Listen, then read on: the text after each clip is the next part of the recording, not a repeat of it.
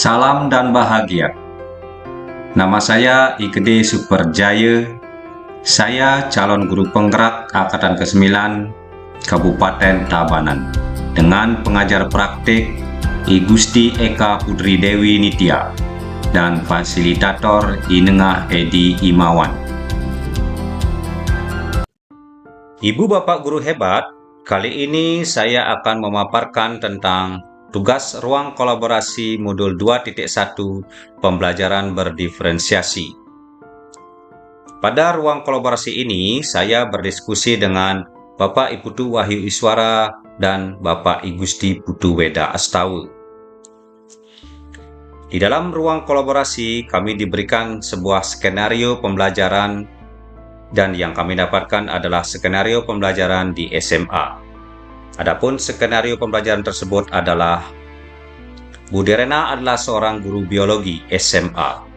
Ia mengajar murid-murid kelas 10. Adapun tujuan pembelajarannya adalah murid dapat menganalisis berbagai tingkat keanekaragaman hayati di Indonesia beserta ancaman dan pelestariannya. Karena situasi sedang pandemi, Bu Derena kemudian menggunakan metode flip learning, di mana sebelum pertemuan daring dengan guru, ia meminta murid-muridnya untuk mempelajari dulu materinya. Bu Derena telah menyiapkan paparan tentang materi keanekaragaman hayati yang dapat diakses secara mandiri oleh murid-muridnya. Di dalam paparan ini, Bu Derena menjelaskan tentang konsep kunci dari keanekaragaman hayati dan tingkatannya. Keanekaragaman ekosistem, keanekaragaman spesies, keanekaragaman genetik. Ibu Derena juga menyediakan beberapa sumber belajar yang berkaitan dengan wilayah kritis keanekaragaman hayati di Indonesia. Sumber yang ia sediakan misalnya artikel dari koran, video-video dari Kehati, WWF, Greenpeace yang ia ambil dari internet. Untuk membantu murid-muridnya belajar mandiri, Bu Derena menyiapkan beberapa pertanyaan pemandu. Setelah tahapan belajar mandiri, murid-murid kemudian diminta mengikuti kuis tertulis dengan pertanyaan terbuka, di mana setiap murid akan diminta untuk memberikan umpan balik terhadap jawaban dua temannya. Bu Derena memastikan setiap anak mendapatkan umpan balik dari temannya.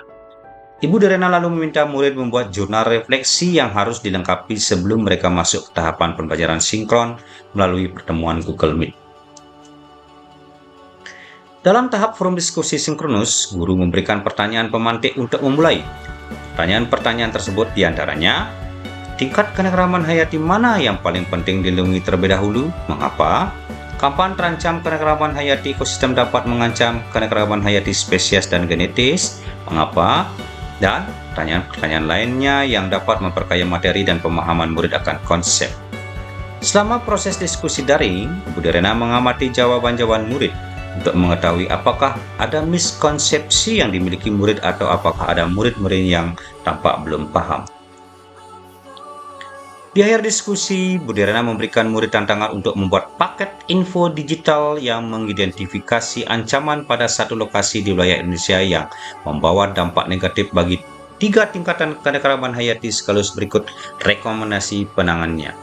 Bu Derena memperkenankan murid memilih sendiri lokasinya berdasarkan kasus yang nyata terjadi di Indonesia. Bentuk paket info digital pun bebas sesuai kenyamanan murid, misalnya video singkat, poster digital, situs web, rekaman suara, dan sebagainya. Asalkan semua informasi yang disajikan sesuai dengan rubrik penilaian yang diberikan dan telah didiskusikan bersama. Murid kemudian bekerja secara mandiri berdasarkan tenggat waktu yang telah disediakan.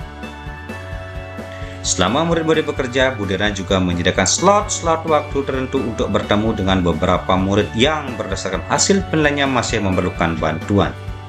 Di dalam slot waktu khusus ini, Bu Derena menjelaskan kembali konsep-konsep serta memberikan banyak contoh. Nah, itulah skenario pembelajaran yang kami dapatkan di SMA. Dari skenario yang diberikan, ada beberapa pertanyaan, yaitu pertanyaan pertama, dari skenario pembelajaran yang telah ditelaah, apakah kebutuhan belajar murid yang berusaha dipenuhi oleh guru tersebut? Bagaimana cara guru tersebut menentukan kebutuhan belajar muridnya? Guru tersebut memenuhi kebutuhan belajar murid dengan melihat satu, kesiapan belajar, yaitu cara guru menentukan kebutuhan belajar murid bisa dilihat dari pertanyaan pemantik dan pertanyaan terbuka. Kemudian dari profil belajar. Cara guru menentukan kebutuhan belajar murid bisa dilihat dari menggunakan metode flipped learning pada situasi pandemik, menyediakan paparan tentang materi dan pertanyaan pemandu untuk muridnya. Kemudian dari minat belajar. Jadi cara guru menentukan kebutuhan belajar murid bisa dilihat dari murid bebas menentukan lokasi atau ekosistem berdasarkan kasus nyata. Murid dibebaskan untuk memilih paket info digital sesuai kenyamanan. Kemudian pertanyaan kedua, strategi pembelajaran berdiferensiasi apa yang digunakan? Jadi strategi pembelajaran berdiferensiasi yang digunakan adalah berdiferensiasi konten, yaitu memberikan sumber pembelajaran yang berbeda seperti artikel, koran, video, dan lain sebagainya. Kemudian diferensiasi proses. Nah, dalam tahap forum diskusi sinkronus, guru memberikan pertanyaan pemantik untuk memulai, memberikan slot waktu bagi murid yang memerlukan bantuan tambahan. Kemudian yang ketiga adalah diferensiasi produk. Murid dapat membuat jenis paket info digital, video singkat, poster digital, situs web, rekaman suara, serta memilih sendiri lokasi yang terdapat ancaman pada 3 tingkatan keanekaragaman hayati. Kemudian pertanyaan ketiga, bagaimana guru tersebut melakukan penilaian? Jadi guru tersebut melakukan penilaian dengan yang pertama, assessment for learning, yaitu memberikan pertanyaan pemandu, memberikan pertanyaan pemantik, memberikan kuis tertulis dengan pertanyaan terbuka, dan mengamati jawaban-jawaban murid. Yang kedua, dengan assessment of learning, yaitu penilaian pada pembuatan paket info digital yang dibuat oleh murid. Dan yang ketiga, assessment as learning, yaitu memberikan umpan balik terhadap jawaban teman dan membuat jurnal refleksi. Kemudian setelah diskusi dan melaporkan hasil diskusi kami, ada penguatan dan pertanyaan dari teman-teman diskusi yang lain, yaitu yang pertama dari Bu Risna bahwa Ibu Derena hebat pada skenario pembelajaran tersebut. Kemudian dari Pak Arif bertanya tentang zaman dulu tidak ada pembelajaran berdiferensiasi, ada tidak beda perasaan sebelum dan sesudah? Kemudian ada penguatan dari Pak Edi, dalam penilaian formatif lebih ke penilaian untuk memperbaiki, sumatif lebih ke nilai akhir atau raport. Kemudian saya sendiri menjawab pertanyaan dari Pak Arif, yaitu dulu disepakati teacher center pada kurikulum sebelum-sebelumnya, sebelum dari kurikulum Merdeka. Dan dulu itu bagus, tapi dirasakan memang pembelajaran sekarang itu lebih baik.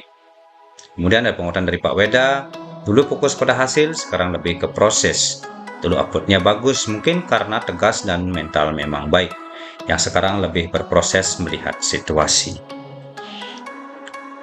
Nah, itu proses diskusi yang kami lakukan untuk skenario pembelajaran berdiferensiasi pada tingkat SMA.